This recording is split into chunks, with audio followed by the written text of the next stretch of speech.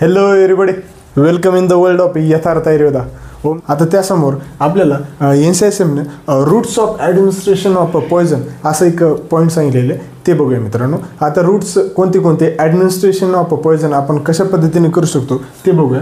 तर याचे आपल्याला 5 सांगितलेले आहेत. ते म्हणजे पहिलं आहे लोकल रूट, नंतर सिस्टमिक रूट, नंतर रेक्टल रूट, नंतर इनहेलेशन रूट आणि नंतर येते पॅरेंटल रूट. अशा पद्धतीने हे 5 रूट सांगितलेले. तर त्याच्यामधलं पहिलं जर बघितलं मित्रांनो तर त्याच्यामध्ये येते लोकल रूट. आता लोकल रूटमध्ये जर बघितलं मित्रांनो आपण कोणत्या वेजनं बघू शकतो, तर हे डर्मल, ऑक्युलर, नॅझल, वजायनल, रेक्टल आणि युरेथ्रल रूटनं.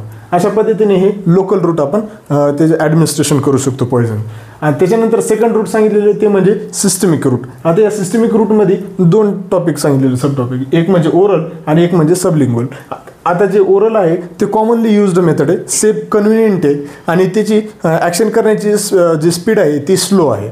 आणि जे सबलिंग्वल आहे मित्रांनो हे बिनिथ टंग किंवा क्रश माउथ याच्यामध्ये येते. त्याच्यानंतर हे spread over buccal mucosa, rapid absorption होतं याचं आणि त्यासोबतच हे डायरेक्टली जे काही ॲब्झॉर्प्शन होते ते सिस्टमिक सर्क्युलेशनमध्ये टाकण्यात येते. अशा पद्धतीने हे सिस्टमिक रूट सांगण्याचा प्रयत्न केलेला आहे. आता याच्यानंतर येते ते म्हणजे रेक्टल रूट. आता हे रेक्टल रूट नोझिया आणि वॉमिटिंग याच्यामध्ये खास करून उपयोग होतो आणि याचा ॲब्झॉर्प्शन फ्रॉम एक्सटर्नल हेमोरॉइडल वेन्स याच्यातून होतो प्रामुख्याने.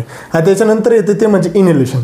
आता हे इनहेलेशन हे आपण वेपराइज्ड फॉर्म किंवा स्प्रेच्या फॉर्ममध्ये आपण रूट करू शकतो पॉयझनचं. आता हे absorb by mucous membrane of trachea and लंग्सनं ॲब्झॉर्प्शन होते.